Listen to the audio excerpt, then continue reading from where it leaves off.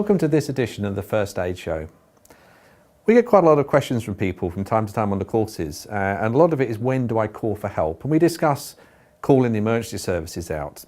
But if things aren't quite that serious, then what we want to do is have a look at where else can you get help from.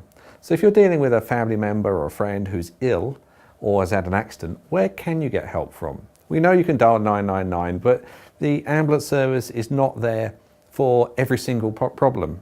Often we find that people call the emergency service and they really don't need to. So the first obvious one is your doctors. Now your doctor's surgery will be able to make an appointment with you, they'll be able to go through things, and it's a very, very good point. You know, you can go there and get the advice that you actually need relative to you, and also the doctors can actually prescribe any medication you may need. Depending on what's wrong, that is one port of call. Also within doctors, we'll often have a practice nurse. So it may be you make an appointment, you talk about what the problem is, and it may be they just ask you to see the practice nurse. She can often help. It may be things like changing a dressing after an accident you've had. You know, rather than going to the hospital, it's dealt with back at the doctor's practice. So your doctor's is a good port of call, and you can always phone them up and ask them. You know, they may well give you some other advice, or they may have specialist units within their doctor's practice. Another good port of call would be your pharmacist. And I think pharmacists often a bit underrated. They've got so much advice there and they can give you so much help. The pharmacist is probably the best person to go to if you're feeling unwell, you've got a cold or a cough, or they'll be able to help you, but they'll also be able to tell you if you need to go and see a doctor. So your pharmacist, have a look through on the web. There's loads of different pharmacies out there. Some of them are getting a lot more specialist now. They're able to offer things like flu jabs and holiday vaccinations, which you used to have to go to your doctors for. Another point of call can be a walk-in centre.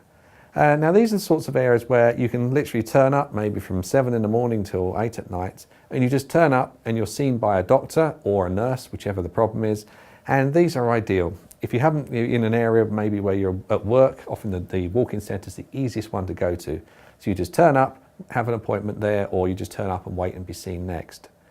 Now the walk-in centres can be seen for some injuries, but obviously they're linked in with a hospital. So, you know, if you've actually physically hurt yourself, you can have to see a hospital, but maybe some of the smaller things, then the walk-in centre is ideal, definitely for illnesses and minor questions and things you have. There's also the NHS Direct or the NHS type websites. Now, these are also good for a source of information. Now, you can put in information on there and you get some advice, or you can phone them up. Now, if you're not sure about something, it's often good to talk to somebody about what the problem is. So this is where the NHS type helplines and websites can be really, really useful. Some people don't like them, some do, but definitely have a think and maybe this could be an answer for you. There's also voluntary organisations. Now voluntary organisations are great. If you've got a medical condition or a disease or a problem, then have a look on the internet, find the voluntary organisation particular for the problem, and have a look on their website and see what they can do. Call them. You know, if you want to know more about epilepsy, talk to the epilepsy associations. So you actually got more information specifically to the actual problem that you're looking at investigating. There's also workplace. If you have an accident in your workplace, it may be that there's an occupational health department. These people can give you advice on how you can maybe have your workplace adapted according to any disability you have or any illness you have. And also be able to give you any help on sometimes emotional problems or personal problems as well.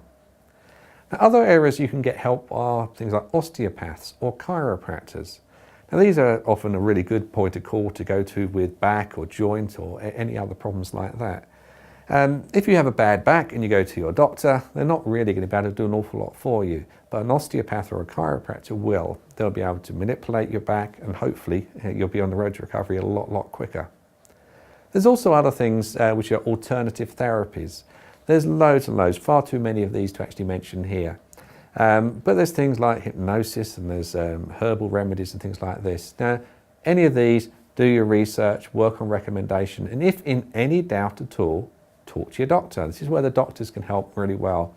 And if you feel that there's a different type of alternative remedy that's good for you, then the doctor will be able to help you with that. And don't forget the other one, your families and friends. Now they may well be able to help you, give some advice. Sometimes with any medical condition, what you really need to do is to talk to somebody about it, rather than just stewing up in your own mind of what's happened, what's wrong, what could go wrong. Or then you do the other thing where you look at the medical dictionaries and you suddenly find out you've got all sorts of things wrong with you. discuss it with your family and friends, listen to them, tell them about your concerns.